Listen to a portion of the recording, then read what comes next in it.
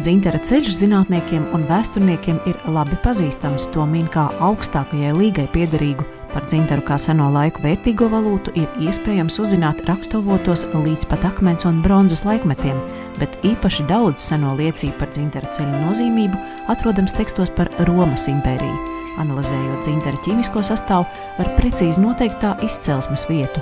Izrādās tieši Baltijas dzintars ir atrasts Tutanhamona kapenēs, un sena leģenda vēst arī, ka tieši no Baltijas dzintara bija veidots Zālamana gredzens.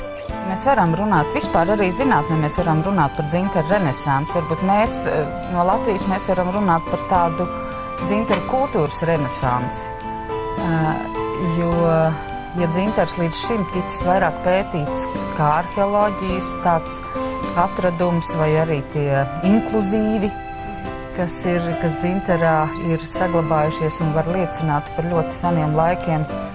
Tas pirms 40 miljoniem gadu, kā saka zinātnieki. Tad šobrīd mēs varam runāt par to, ka dzintars vēl nemaz nav tik tālu izpētīts, lai saprastu, kāpēc dzintaram ir tik dažādas īpašības, kaut vai tas pats elektromagnētiskais lauks vai asins recēšanas aizkavējošas īpašības vai kolagēnu atjaunojošas īpašības. Teiksim, jā, tas ir mūsu lauciņš, ka mēs varam rādīt, ka tas ir sen zināms materiāls, ko mēs ieraugām pēkšņi no jauna ar tādu jaunu Rīgas aci.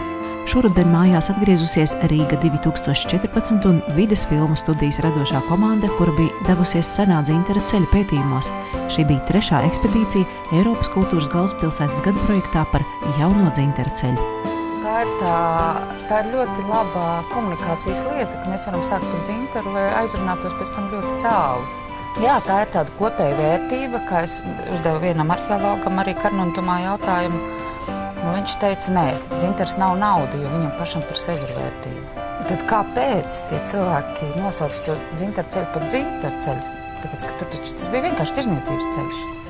Īstas atbildes nav, un tad mēs varam tikai izteikt savus minējumus. Un, piemēram, Ingai bija minējums, tas ir tāpat kā ar sāli, ka vienkārši tāpēc, ka viņi bija ļoti mazi.